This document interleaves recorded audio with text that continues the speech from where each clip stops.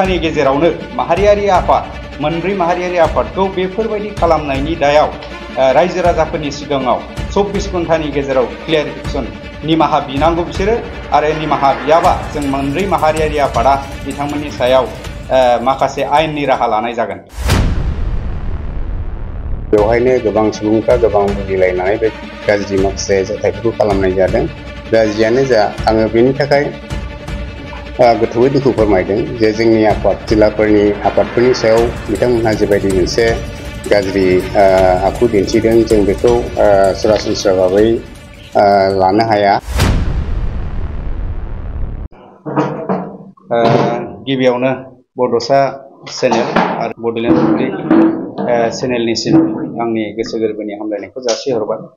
दा दिनै बेयाव जोङो मोनसे रायजो राजाफोरनिसिम मैयानि जाथाय जे बासबारियाव आदानि कम्पानिखौ लानानै जे जानाय जाथाय बे जाथायनि सायाव जोङो क'क्राझार जिल्ला माहारियारि आफाद मोनब्रै माहारियारि आफादा खौसेयै बर'फोरनि मोनफ्रोमबो अलखद समाव बाहागो लाग्रा माहारियारि आफाद हिसाबै जोङो मैयानि समाव बाहागो लाहैदोंमोन आरो बे बाहागो लाहैनाय समाव माखासे थासारि जोंनि गेजेराव सोमजिदों। दा बे थासारिनि सायावनो जों क्लियारिफिकेसन होथारनांगोन होननानै दिनै मंगला जरानि बे जोंनि जिल्ला बर' थुनलाइ आफादनि मावख'आव जों लिंथुमनाय जादों। बावैसो सिगां जोंनि जिल्लानि आफादगिरि बिथाङा माखासे क्लियारिफिकेसनखौ होबाय। दा आं बिनि सायाव माखासे नैबे थालांनाय माबाखौहाय आं थोंजोङै बुंनो सानदों। दा जाथाया जाहैबाय जोङो बै फाग्लिजरा पार्ट 2 आव जाथाय जानाय जायगायाव थांनानै मोजां गाज्रि खौरां लानो होननानै जोङो गिबियावनो बै गामिनि गावबुरा बिथां सनेन्द्र ब्रह्म बिथाङा बासबारि गावबुरा सन्थानिबो आफादगिरि आरो लोगोसे कापुर सिं ब्रह्म फाग्लिजरानि गावबुरा बिथांजों जोङो माने एपइन्टमेन्ट लाखानाय जादों। दा एपइन्टमेन्ट लानाय बायदि बिथाङा 1 घन्टानि उनाव गामियावनो मोनसे रायलायनायनि पिन पइन्टखौ होदों जोंनो। दा बे हिसाबै जोङो गामियाव थांनानै थाहैदोंमोन आरो दा गामियाव थांनायनि उनाव नुहैबाय बिथांमोनहा मोनसे जायगायावहाय माने आलदा टीमजों बासबारियाव आलदा टीमजों सावरायगासिनो दं। बिथांमोनहा बुंबाय नोंथांमोनजों 1 घन्टानि उनाव सावरायगोन। दा बे हिसाबै जोङो मोनसे जायगायाव सासे मानसिनि न'खराव जोङो दै लोंथावथाव जिरायनानै थानाय समाव माने थासारिया एसे गाज्रि जादों।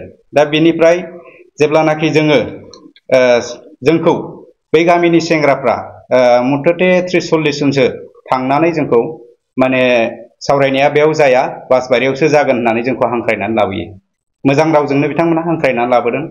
दा बिथांमोननि हांख्रायना लाबोनाय लेखा जोंबो सावरायनो होननानै बासबारिसिम जोङो मुथथे 20-22 जनसो दंमोन मोनब्रै आफादनिफ्राय जोङो नुजाहैनाया। दा बेयावहाय जेब्लानाखि फैयो अब्ला बै फाग्लिजरा पार्ट 2 नि रायजो राजाफ्रा हिनजाव हौवा बयबो ज' खौसेयै जोंखौ लामायावहाय गारिखौ लाखिनानै जोंनि दैदेनगिरिफोरनि सायाव गाज्रि थासारि सोमजिहोनायखौ जों नुनो मोनदों। दा बेनि गेजेराव ओरैबायदि थासारि जादों बिथांमोनहा मा होनो माहारियारि आफादनि दैदेनगिरिफोरनि सायाव माखासे थोंजोङै मोदोमाव आखाइ होनायबो जादों। जों बेखौ दुखु मोननाय फोरमायदों। दा बे मोनसे आरो मोनसेया जाहैबाय बिथांमोनहा जे माहारियारि आफादखौ मोजाङै बुजियालासे थोंजोङै लाइभ फेसबुक पेजनि गेजेरजों लाइभ होनानै बड'सा ब्रह्म फेसबुक पेजआ आफादखौ सिखाव हमजाबाय होननानै बिथांमोना फोरमायदों ससियेल मिडियानि गेजेरजों। जों बेखौ निन्दा खालामो।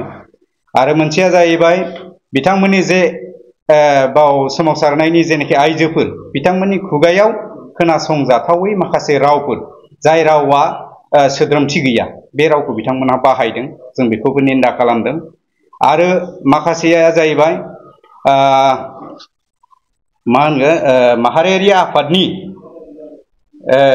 थांनायनि जे जाहोन बे जाहोनखौ बिथांमोना सोंस्लाबालासेनो जोंखौ थोंजोङै एटाक खालामनायाव जोंहा माहारियारि आफादा दुखु मोननाय फोरमायदों। जों बेखौबो बिथांमोननि सायाव निन्दा खालामो। आरो मोनसे जाहैबाय मा जाहैबाय जोङो माहारियारि आफादनि जेनाखि बे थांनायफोरखौ माने गाग्लोबनानै बिथांमोनहा जर जुलुमै मोनसे जायगायाव लानानै जोंखौ बायफर्स खालामनायफोरखौ माने गाग्लोबनानै बिथांमोनहा जर जुलुमै मोनसे जायगायाव लानानै जोंखौ बायफर्स खालामनानै गावसिनि मथे मिडिया खालामहोदों।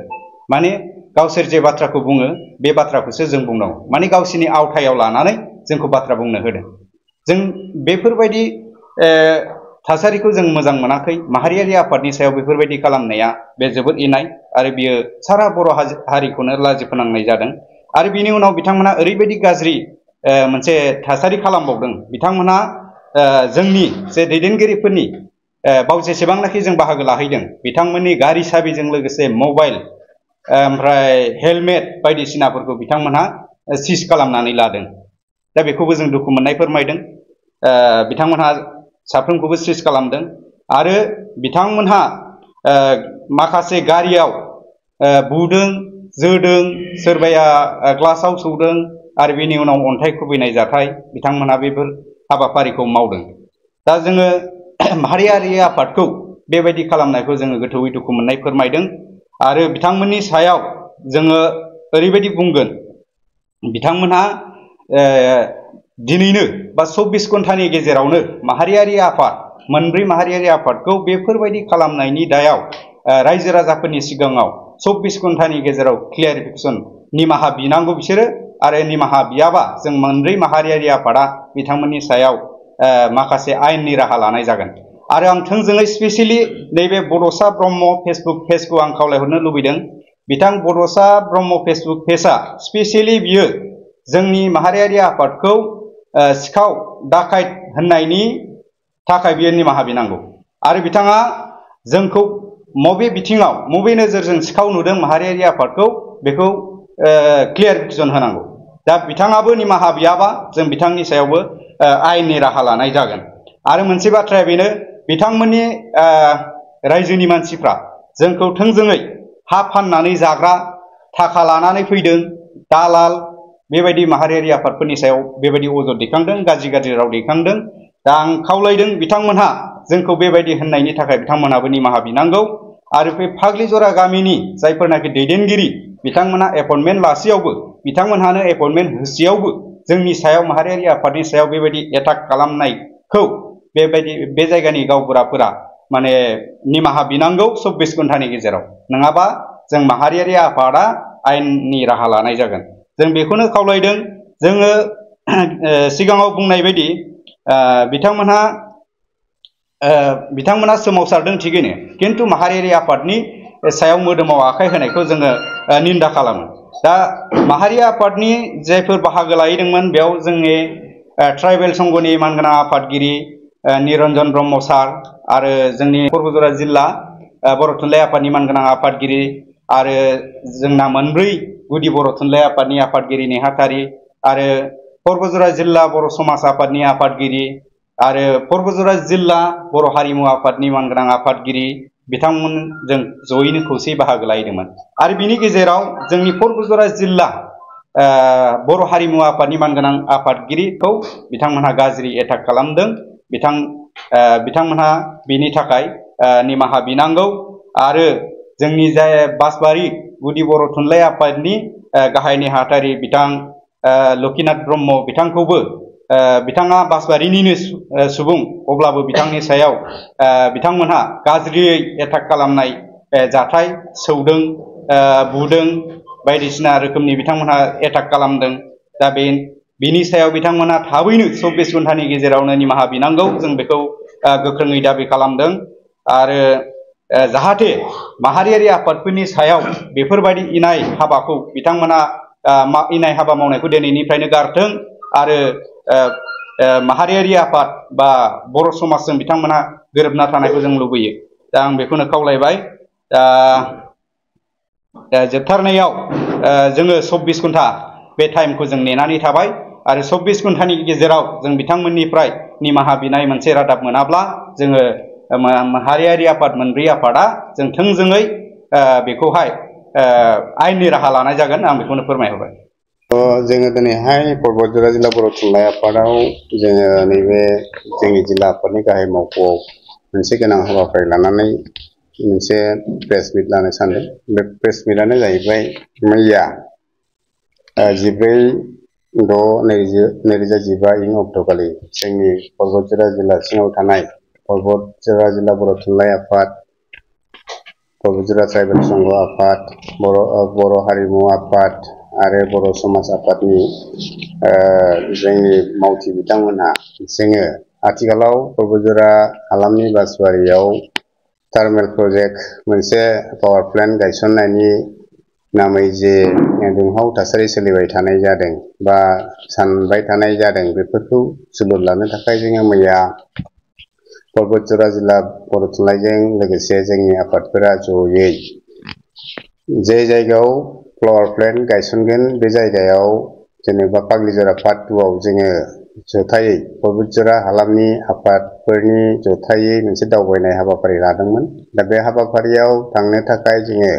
पाग्लिजरा गामिनि गावबुरा बिथां कापुर ब्रह्म, लोगोसे बासबारिनि गावबुरा बिथां सनेन ब्रह्म मोननाव जोङो थांनायनि सिगां मोनाबिलियावनो जोङो मोनसे पारमिसन लानाय जाखादोंमोन जे जों बिथांमोनजों रायज्लायहरदों जे जोंहा परबतजरा जिल्ला बर' थुनलाइ आफादनिफ्राय जोङो नोंथांमोननि गामियाव एसे सावरायनो थाखाय जोङो दावबायहैगोन होननायाव बिथांमोनहा जोंखौ पारमिसन होदों जे फैनो हागोन होननानै बुंनायलाय जोङो मैया बेलासि बिदिनो 12:30-1टानि गेजेराव जोङो बे जायगायाव दावबायहैदोंमोन। बे दावबायहैनो थांनाय समाव जोंहा परबतजरा जिल्ला बर' थुनलाइ आफाद, परबतजरा ट्राइबेल संघ आफादनि आफादगिरि नेहाथारि, हारिमु आफादनि आफादगिरि नेहाथारि बिथांमोनजों लोगोसे जोंनि बर' समाजनि आफादगिरि नेहाथारि बिथांमोनहा जयैनो जोङो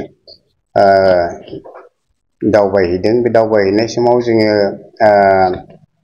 बिथांमोनहा जे बासबारि बाजाराव मोनसे मिटिं खालामबाय थादों, बे जिनिसखौ जों मोजाङै थाल लानो हायाखै जे बिथांमोनहा बेवहाय मिटिं खालामदों। नाथायबा जोङो गावबुरा बिथांनाव पारमिसन लादों जे जोङो बबे जायगायाव जिरायगोन होननायाव बिथांमोनहा जोंनो बुंदों जे जोंहा दा मोनसे मिटिं सोलिगासिनो दङ, बेनिखायनो नोंथांमोनहा घन्टासेसो उनाव फैदो होननानै बुंनायलाय जोङो होमबालाय जोङो 1 घन्टासो सम मोनोबा 1 घन्टा सम मोनोबा जोङो बे स्पटआव जोङो थांनानै एसे जिनिसखौ नायबिजिरनानै फैनि, मा जाथाय जानानै दङ बे जिनिसखौ नायबिजिरनो थाखाय जोङो बे समाव जोङो पाग्लिजरा पार्ट 2 गामियाव थांनानै बे सासे बेक्ति जाय बिथांनि नामा ओरैनो उवाल होनो, बिथाङा प्रान कुमार ब्रह्म, बिथांनि न'खराव जोङो जिरायनाय असिलायैनो जायगाखौ नायनायजों लोगोसे बेवहाय दै लोंनानै जोङो मोनसे जिनिसखौ बिजापुरा खालामनो लादोंमोन आरो बिनि उनावहाय जोङो गावबुरा बिथांमोनजों मिटिं जानो थाखाय जोङो रेडि जानानै दङमोन बा रायलायनायनि गेजेरजों जोङो सम जाबानो फैनानै मिटिंआव जिरायफैनो गोनांमोन।